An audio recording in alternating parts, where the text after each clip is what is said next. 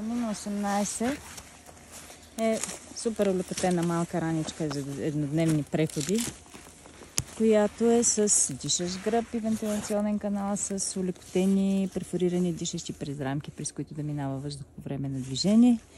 Тук няма граден колан, но има опция. Може да се вземе допълнително и да се постави за който желае.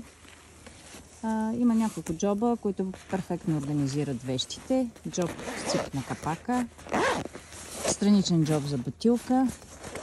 От другата страна джоб за телефон, който е така направен, че телефона не може да изпадне дори и да тичате или бързо да ходите. Олекотено на двете страни, може да сте спокойни за него.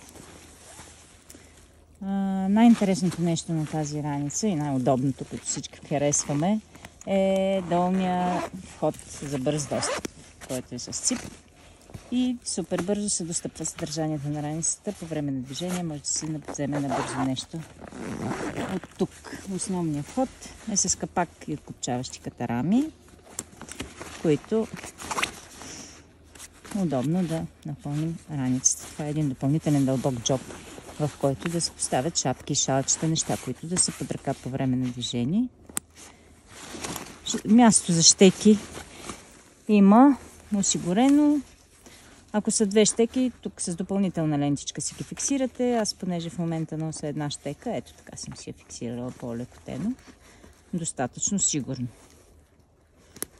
Чудесна раница, когато искате да имате раница, която да ви е много лека и много удобна за еднодневните походи.